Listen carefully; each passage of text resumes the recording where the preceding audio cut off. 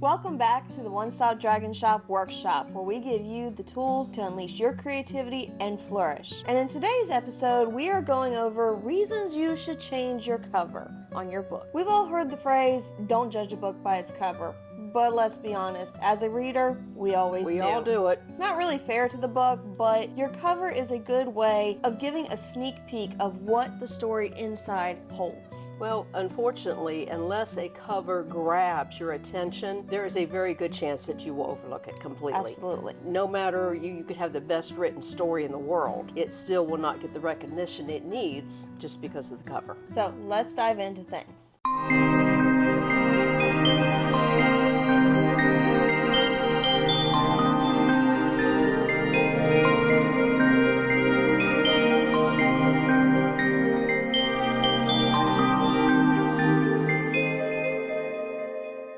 Today we're going to go over some rules on why you would change your cover to begin with. But if you are new, please listen to this because you could very easily use these same rules to keep you from making mistakes that would cause you to change your cover to begin with. So here we go. First and most importantly, you need to remember that your cover artist is not a mind reader. He or she has not been there to read your book. They don't have time to read everybody's book that they do covers for, nor have they been sitting there side by side while you created this whole wonderful world and built your story, Developed your characters, put details into everybody. They are going in blind, literally.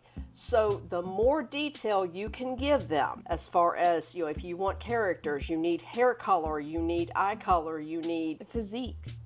Yeah. Any detail that you can give them, the better your cover is going to be. One of the main reasons why authors will change their covers is if your book has been out there for a couple of years, trends change. You don't want somebody to look at a cover of yours and immediately think, oh, that's an old book, because chances are they'll just walk past it and go for the newer releases. A lot of times artists will come through, or writers will come through and put new covers on to kind of give their book a facelift, if you will. A good example of this can be a lot of your classic literature, Jane Austen, William Shakespeare. Several of those have been readapted. The covers constantly change, even though the story never changes, because a story is timeless. Your cover may not be timeless because trends do change, but your story will always be timeless. One of the examples that we have to show you that we've gone through is sitting right here. This is the original cover that we got for Vampires Among Us when we released it. And at shows, we noticed that these books were not touched at all. Instead, everybody was going for our Dragon series. And so that made us think, what in the world is going on here? And it was because the genre that we write, putting people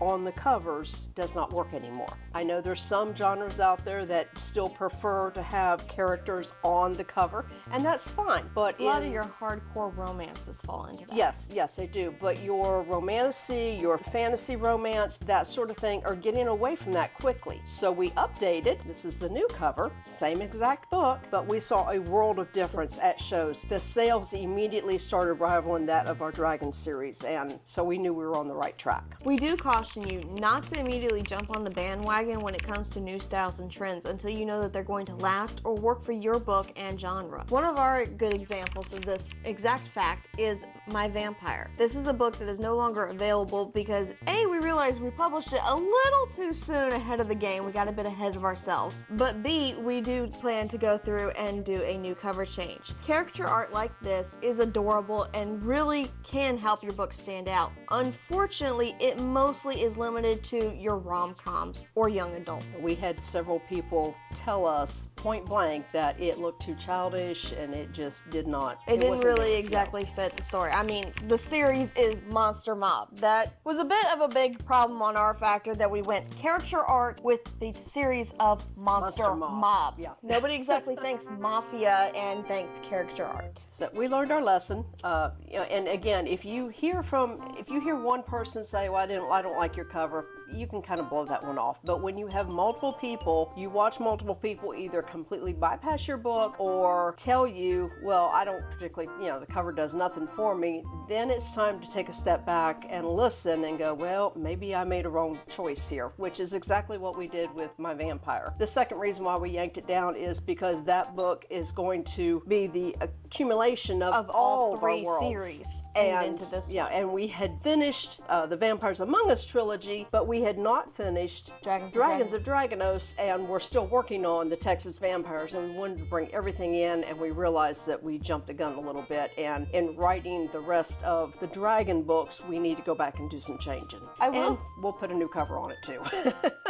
I will say there was one good benefit of doing this, even though it was a mistake on our part, and that was our cover artist, Jess with Simply Sweet Design, had not had the opportunity yet to have a commission for a character art style cover. And I remember when we brought this to her, she was so ecstatic that we were taking a chance on her and giving her that opportunity to learn and grow in her own design. I do want to be very clear that the mistakes that have been made have been completely ours. Yes, absolutely not our cover artist. She does wonderful work. She did exactly what I asked for. I just made a mistake in what I asked for.